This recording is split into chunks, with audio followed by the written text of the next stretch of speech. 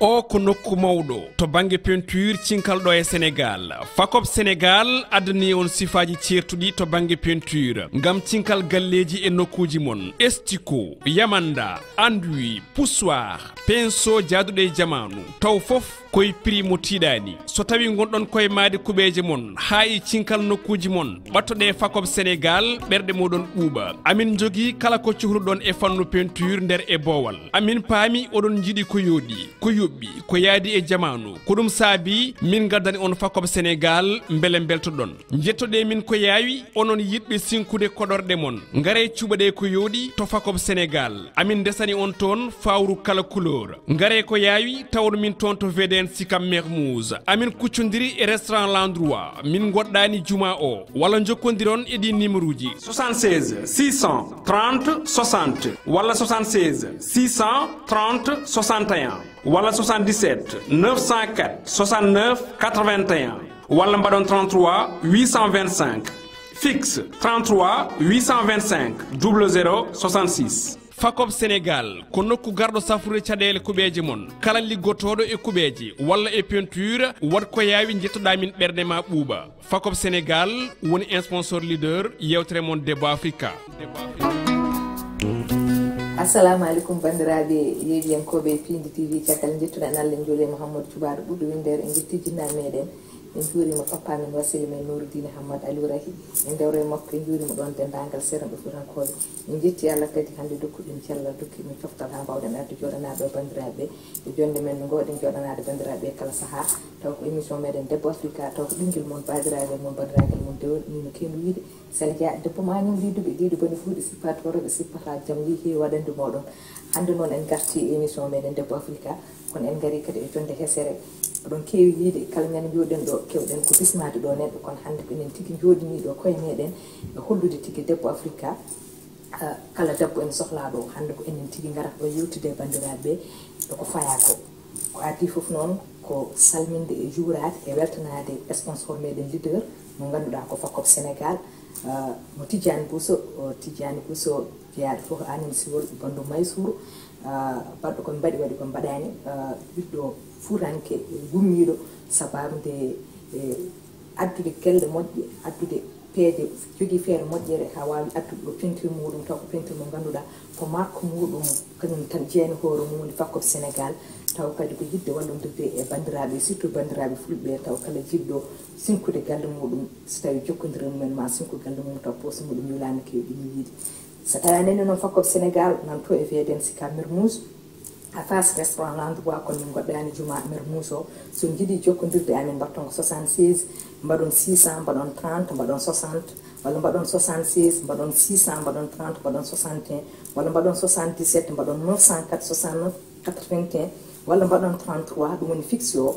825 00 66 son mbaɗi ɗum inchallah mon jokkodiri meɗen inchallah garon keɓon peinture joɗɗo mo ganduɗon mon mbawa décoré galle mon pile nder hay bowal to posuji moɗon juulani ɗum noon wadde en jetti Allah en jetti bandiraɓe woni no mbiɗen ni so jiiye gari ɗo hande ko émission meɗen DEBBO AFRICA émission DEBBO AFRICA noon woni no mbiɗen ni ko baɗo valorisé rewɓe Africa par ce que ɗen gandi so wiyama rewɓe tan e aduna o foof ko jambireɓe surtout rewɓe Africa so tawi wiyama ko jambireɓe kono rewɓe Sénégal naɓe jaran hen caggal tigui enen daari dardelan so wiyama aduna ko debbo so wiyama ɓesgu ko debbo so wiyama leñol hayso yaadi ko debbo yañata ɗum ɗum noon enen rewɓe en pota yarude hay caggal hay banggue goto hande noon won ko hucca ko hulɗum enen foof eɗen gandi yimɓe kucci ko élection ngaji législatif so wiyama élection ngaji législatif noon ko élection ngaji ganduɗa ko national taw ko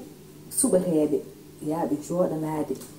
bandiraɓe meɗen tour assemblée nationale to mon fo e diwan muɗum no wawi wadde no représenté so wiyama noon élection ngaji législatif en jii hande won cowji nanɗen hen oɗo dumuna cowji nanaɗi hen ɗi noon no lissuji waɗaɗi rejeté lissuji waɗa rejeté ɗi noon eɗen gandi holko saabi ɗum ko ɓuuri hen hewde ko sababude parité o so wiyama parité noon wiya ko debbo e gorko yo pot kono debbo e gorko yo pot hoɗoɓe fotis tan wona debbo e gorko ene pota no l'islam wini sababude debbo ene halfa hoore mum ala wona debbo e gorko ene pota sabam so tawi kawri nder galle he joom galle ma walla ko jinnaɗo ma mbiya aɗa foti mum ala sa nani wiya debbo e gorko yo pot ko kalɗo yiya gorko moƴƴo debbo moƴƴo nan sara muɗum kadi kala ko debbo gorko wawi wadde fewna e nder bureau walla e nder gollal debbo so tawi tottama ene wawi fewnude ɗum noon tagi wiya parité so wiyama parité noon eɗen gandi ko parité are Sénégal ene ɓooyi ɓooyani kono guila nden faade joni beele bandiraɓe ɓe ene paami holko woni ɗum walla enen gandi holno jaggirta parité o beele enen rewɓe ɓe eɗen gandi parité o holno mbatten ha jagdemo e juuɗe meɗen kadi pandinen mo nde taw noon neɗɗo heewi ko hokka taw fandinani aɗa tan fandinde ko anda no jaggirta ɗum heewi kadi ko neɗɗo handina o heɓa ɗum e jungo makko o welsudo ha ɓoccito e jungo makko ɗum noon hade men woɗɗoyde ko salminde kadi e ardiɓe galle ɓe woni kewni wiide Daoudou Moussa Dia so tawi hande ɗen kaala haala député ji assemblée nationale o yejjitta hade tawno caissiére premier caissiére assemblée nationale kono noon kalɓe mbiɗa Daouda ma wi ɗon yum mawni ko sihi makko Harouna Moussa Dia gorko mo fulɓe kala nafoore mere o so tawi hande ɗen kaala haala parité ɗen kaala hande haala état o eɗen gandi jikmu maɓɓe nan hen tigui par ce que hande président de la république caggal Allah nulaɗo muɗum nde jottonde kanko Harouna Moussa Dia waɗi hen ko tiiɗi ɓe foof yidde jingande daño fulɓe ngol e yidde tigui wiyede ɓiɗɗo pullo laaniɗo wadde noon hande en calminiɓe salminago heeringo oɗo émission hande kono noon en calmini directeur meɗen général kaw Samba Diop mawɗo ardi bonnani ko ɗon tan dewten calminen personnel piinde kala e kuuɓal woni no mbiɗen ni beele eɗen gandi holno jagguirten ɗum ha pandinen beele eɗen gandi so yeehi ha wiyama ene hefta e juuɗe men hono mbatten ha keɓten fodde meɗen nde tawno haalpuɗo emin kewi wiide fodde tettete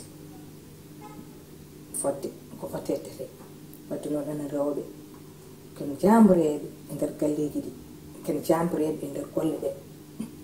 kono noon tinnoɗen ɓuuran wonde barowoɗe e nder politique o par ce que politique o ko ɓuuri hen hewde so tawi hande wiyama électoral tan ko rewɓe ɓuuri hen hewde ɗum tagi wiya kala politicien bawɗo wonde so yaadani e debbo o yaadani sukaɓe hay nokku o yaara kadi kala mabɓe diwɗo koye meɗen fayata kadi enen fof eɗen gandi enen rewɓe Sénégal naaɓe ken rewɓe joom konngui en kewani hokkude neɗɗo konngol men wasen wadde ɗum respecté kadi kala ko coobiɗen kewɗen yaade hen ko ha gasa mais beele fodde meɗen eɗen keeɓa ɗum politique no hanniri ni par ce que aɗa yiya liste uji ɗi so wiyama parité assemblée nationale ko heddi ko responsable uji kala département mo natɗa ma taw ɗon mamo responsable uji sappo responsable sappo tawɗa hen ene famɗi ko ndira hen koto debbo te kamɓe responsable uji ɓe jiiɗa ɗon worɓe foof hande joguiɓe ndombal tanka jolfuɓe mbiyatni e nder gouvernement o foof ko rewɓe jamboreɓe dariɓe baroɗe tigui mbaɗi ɗumen kono hatta ha joni ɓe jiiɗat ko ubbude ɗumen par ce que ɓe gandi wona rewɓe ko koode so tawi ballama tan kuɓɓat kadi wona rewɓe ko bañkaɗen dege e kala saaha ɓe jiiɗa ubbude ɗumen kono noon kadi keɓe goori nane e caɗele meɗen enen rewɓe en tant que rewɓe surtout e banggue politique o ɓe mbi so tawi neɗɗo ene teddine ko an teddinde hoore ma kadi neɗɗo a wawa humere tawa humaki hoore ma ko ɓuuri hewde politique o eɗen jiiya ko hunde wonde welani haalde kono hunde wonde nde tawno gonga noon welani kono eɗen jiiya e politique he leader uji politicien uji ɓurɓe hewde so tawi politique o yonti rewɓe gari won gueɗe kewɗe ko chantage wona gueɗe kewɗe kala debbo hen ɓurɗo hen hewde yidde yaltude walla goɗɗum ma wat ko jaɓi so tawi wonko sali tan ɗum jiiɗa helde bibji muɗum beele noon yontani enen fof eɗen mbaɗa haɓɓere wotere ɓe calota ko ɓe mbatta salade nde tawno neɗɗo so tawi aussi o andi holi an andi e ma ko fotano andude e ma a wonta dañi makko gonga woni ɗum ko wiide debbo woni ndimago mum tan ko hoore muɗum woni ndimago debbo tan ko andude hol kañum holko woni andude hol kañum nde debbo wona mbaadi ndi mboɗo heewi wiide debbo wona gandal ngal debbo kadi wona tigui dañal ngal ala woni debbo tan ko debbo ganduɗo hoore muɗum debbo mo ganduɗa ene renidimako muɗum wona gorko keɓɗo ɗum fof tan humtoto ɗum wadde noon yen paam hande won caɗele kewɗe ɓe keɓreno oɗo politique walla ko tagi won politicien uji hewɓe worɓe ene mbaɗa men chantage uji kadi mbawa wadde hen réussir ko wasde o andude powɗen koyeɗe meɗen ko yidde wiide enen rewɓe hande yen daro ha tiiɗa fodde meɗen keɓen sen keeɓi fodde meɗen kadi jaggen hen ha tiiɗa par ce que hande so wiyama assemblée nationale gorko darima haali kamɓe gorko dari haali debbo ne foti darade ɗon haala kono debbo kaalowo holko haalata e holno haaldata e holɓe haalanta par ce que hande ɓurɗen heewde so wiyama député ji hewɓe min fof ne andi ko diwan mum heewi joƴƴi ɗum toon kono diwan ma joƴƴi ɗum toon o est ce que aɗa diwan ma o aɗa andi ko guurata ko est ce que diwan ma o aɗa haɓano ɗumen caɗele mumen ɗe est ce que diwan ma o aɗa humpiti no guurdi aɗa ɓatti ɗumen ko ɓuri hen heewde jiita taw jomumen ko fuurankoɓe ko toon gonno meeɗan weltude Fuuta kono so kisi mbaɗama député caɗe jalti Fuuta gara ketta ga e nder Dakar jahata Fuuta événement ha événement ma hoddani ɓe jiyatama taw haysa ari pour jomumen jima ko caɗele beele en ɓen hankada wawi andude hol caɗele mumen sah mbawa haalande ɗumen eɓe jiiya hande réunion ji assemblée nationale ko ɓuuri hen heewde jomumen daro toon o liye kaala caɗele men o liye ganda ko darni ɗumen toon ko kaala kono wona toon tan ko ene jetta président de la république walla ko wayno walla ko wayno wadde noon ɓeɗon wona ko joguino ɗumen toon ko wona ɗum nawi ɗumen toon wadde noon ha joni ko wiide tan bandiraɓe jeehen jeeɓoyen sponsor meɗen leader fakop Sénégal garten émission meɗen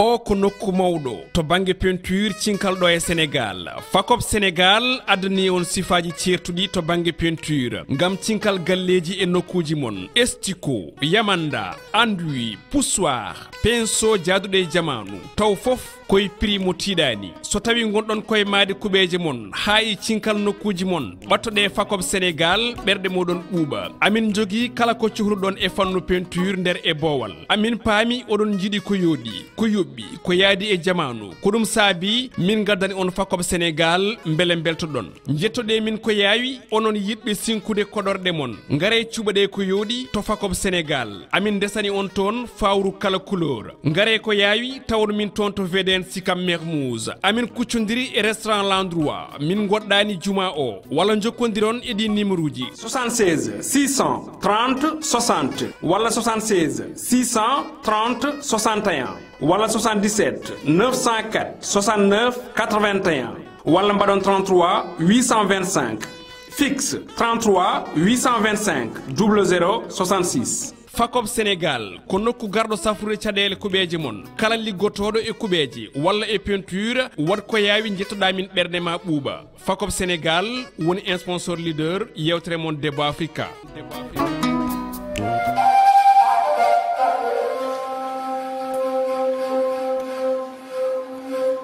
jarama ji publicité meɗen fakop Sénégal woni no mbiɗen ni ko quincaillerie moderne ko e VDN Sikam Mermoz so taw waɗɗani restaurant l'endroit o huccitorel muɗum kono min goɗɗani juma o mbiɗen toon wonde ko 76 630 60 walla mbaɗon 76 630 75 walla mbaɗon 77 904 69 95 walla mbaɗon fixe o 33 825 00 66 ko ɗumen fakop Sénégal so tawi on jokkodire meɗen inchallah kala ko jiɗɗon peinture kila nder hay goto mon keɓ ɗum yidde wiide han bandiraɓe ko ɗum wonno hande garangal meɗen ɗo yidde yewtude e bandiraɓe surtout bandiraɓe men rewɓe yidde wiide oto jawen koye men en jawnaki eɓe kewi wiide konngol mo wonɗa no musimi mbiye debbo haqqille mum timmani wone mabɓe ma jafuɗon konngol ngol wiye debbo no endu mum mbayi ni jippade non haqqille mum ɗum jippade mbino wona gonga saabu ɗum kala ɗo yiya moƴƴere debbo en tawa kala kadi laamɗo laamiɗo ko debbo tigi dariɗo jambar woni caggal muɗum kala ganduɗo o woni ceerno walla waliyo ko debbo tigi jambar dariɗo woni caggal makko kadi paamen ko min goni jibinoɓe waliyaɓe ɓe min goni jibinoɓe président de la république ɓe emin goni jibinoɓe seekam e mawɓe emin jibini annabaɓe jibini fof wadde debbo ko aduna wadde paamen enen rewɓe ganden koye meɗen min no mbimi ni poɗɗen heɓde ko so yonti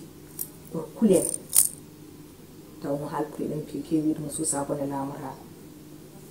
ketten fodde meɗen sen keeɓi fodde meɗen kadi ganden tigi no jakkirɗen ɗum so tawi politique o yonti aɗa jogui base ma gonda koye nder fuura politicien ali politicien gal ɗo o ɓurma ko inde walla yiɗi mama dañde damal no yettori président de la république ha kanko o wawi wonde candidat walla ko wayno kono noon base o ko an jogui ɗum yimɓe goni ko caggal ma ko campagne ha campagne jiyatama élection ha élection an jiyatama o yaltina seeɗa e ko totta o tottuma ya waɗiri battre campagne ma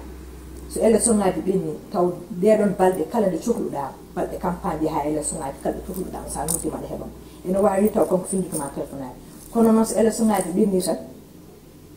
a wonta nanɗo sa windimo message o jabtata ko sa noddima o notata ko joni noon ɗum yawra deƴƴa goppira ɗum a runki heɓdam muña ɗum aɗa jodde ɗum élection ngaji goɗɗi gar ko sohluma kadi rutto arata kadi dufta ɗum duttata kadi defta caggal makko ɗum woni ko mbimi ko neɗɗo mo jaɓa wajabde wa salade tawde noon o wajabde wa salade mbawen salade mbawen tiddinde koye meɗen mbawen andude hol enen ha mbawen heɓde ko poɗɗen ko heɓde e laamu ngu jii koyen Amsatou Sow Sidibé en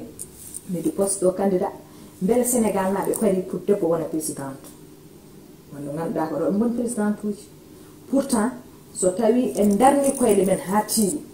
enen rewɓe ne jaaɗen ha gonɗen premier ministre enen rewɓe jaaɗen ha gonɗen jeeɗen gouvernement o ha gonɗen député ji fof eɗen mbawi yaade ha jottoɗen leydi ɗi gartoɗen leydi te eɗen gandi eɗen laaɓi tiiɗi eɗen jogui jurum so debbo joguima leydi ndi ene wawi feeno kono ɗum fof ɗo ko enen daroto mbaɗen haɓɓere wotere jogoɗen fulla jogoɗen fayide koye men mbasen famɗinde koye men mbasa wiide min komi debbo mi suusa min komi debbo kono foddan mi tettata min komi debbo won gueɗe kewɗe so ari mi toptataki fewjeteɗo a tawetake so fewjama param tawi feccere ari fecceɗa caloɗen wonde fecceteɓe gonen feccoɓe tinnomo fof tina ɗum battorɗomo battora ɗum so tawi jomum wi battoranima sabam ka debbo ene famɗima doole ganda ka debbo kono a famɗani doole saabu ɗum haqqille ma famɗani ɗum noon noon ko wiide bandiraɓe tan en gari hen ha ɗo ko yinnode artu tan e addande bandiraɓe nde ɗo toɓɓe ɗe ganduɗa kankon koye ɗum hucca ko élection ngaji député ji huccana eɗen gandi hankkandi ko le 31 juillet hankkandi natti woɗɗude eɗen mbiya bandiraɓe fof tan kadi ɓe gartat haqqillaji mumen mbatten haqqillaji ɓesguji ɗi en nani war wo heewi en nani agression heewi kanko élection ngaji paandi ko noon mbiyenen ɓesguji men ndenen koye men surtout enen rewɓe war wo heewi hay ɗum inchallah min garten toɓɓere wonde ganduɗa rewɓe nan tan gari ne mbaɗi agressé ɗum fof ko famɗinede doole waɗi noon kono noon fof de ko wasde meɗen enen jabbodirde gonen neɗɗo goto kaɓoɗen sabamde haɓade ɗum kono noon so tawi élection ngaji ɗi yonti yen tinno jehen hene jaam jalten hene jaam kala mo neɗɗo yiɗene so yonti so naati e nder cuurel ngel o ƴetta bulletin muɗum o waɗa urnuji he o yalta o deeƴ taw hay goto annanani so résultat jatti so tawi komo gotanɗa o gañi jittira ɗum Allah beltonɗa ɗum so tawi kadi kañum gaña jittira ɗum Allah beltonɗa ɗum ganda jaaɗo kawgu ma gaña kono noon goppen fitinaji surtout goppen haareji e nder koye menen so politique o yontira nan kandi haareji keewi surtout ene rewɓe tikkodira e ɓi yumma tikkodira e ɓi bamma tikkodira e denɗe sabamde politique taw ko onon ñamdanno onon jardanno onon gonduno ko gotel sabamde hande on gondani lande goto tan en beldata hankkandi ha wonta ngari gon fof ɗum taw jar wonɓe sababu tagui ha oɗon kaɓa ɗe so tawi politique o ɓenni walla élection ngaji ɓenni on jiita ɗumen on nanata ɗumen ɗum noon mbatten haqqillaji no feewi kadi mbiyen bandiraɓe o ndeɗo manifestation ji ɗi ɗiɗo balle manifestation ji keewɗi te politicien ɓe waɗo manifestation ji ɓe foof a yiita ɓe jaaha walla ɓe nawa ɓiɗɗo man a yiita toon jomum jamais ɗum ara toon walla joom suɗum ara toon joni min ka politicien a yini an hoorema kono addani joom suuduma addani ɓiye min debbo mi yaha mi fuylo mi soram mi haddo wuderam mi yaha mi rewema walla ɓiyam rewema mi gaño toon walla mi ware to mi yaha neere on di manifestation bannoɗe mois de mars rawane hono wayi tawi maayi hen ɓe foti limtimɓe kono holko nanɗa hen haydara ko jinnamumen tan perti kañumen koye perti cukaɓe mumen ɗum noon noon deccene galleji ɗi ganden politique wona haare wona sikkiri wona haare hunde te ɗum foof ko rewɓe jeeyi ɗum par ce que ko rewɓe goni ɓesduɓe ko rewɓe goni renoɓe galleji ɓe ko rewɓe goni nehoɓe sukaɓe ɓe ɗum noon noon gandi ko debbo woni aduna ko debbo woni darogal ko debbo kadi woni valeur tigi non yalla waɗa en jam salminin juurima en gardi hen haa ɗo eɗen mbiya bandiraɓe en dokkiɓe salla jaaɓi rendez-vous inchallah ɗeɗo balɗe invité goɗɗo taw koye debbo africa walla garen gatten toɓɓere wonde noon kewi wiide ni jogini en kaddiɓe ɓe ko Thiatou Walo ene wonde Ibrahima Thiombane so tawi kadi ko tour e montage to jogini en ɗum ko Ali Fall ɓe gandi son jooɗima ɗo masuji peewi haala ka rewi lawol ko Allah man ko enen jotto ɗo jiyeɗen e kala saaha ɗum ko fewat koko moƴƴat ko fof kamɓe eɗen janoɓe no fewi nde tawno goɗe ɗe fof kamɓe jogui ɗumen kono noon sen jooɗima ɗo kadi hannde misoraji ɗi jooɗi maquillage o jooɗi ko Allah e maquilleuse meɗen mboɗo heewi wiide bewɗo Fatima Samba Diobo kumbisniyam kumbis Babou kanko jogui maquillage o salminama o juurama en calmini dendagal personnel pinde en calmini wonɓe ɗo e leydi ndi hay caggal leydi ndi ene ɓe bandiraɓe yo ɓeydo wadde abonné ɓe ɓeydo wadde partagé ɓe ɓeydo kadi wadde aimé e nder Pinde TV nde tawno Pinde ko télé fulɓe kala Pinde ummini han sabamde ko weltini fulɓe ko noyi fulɓe yesso nde tawno eɗen gandi halime goto wawi yaade sans communication non noon yallah waɗen en jaam jaam dow jaam less jaam ɗo hakkude ɗo ko jaam ɓolo tan dow men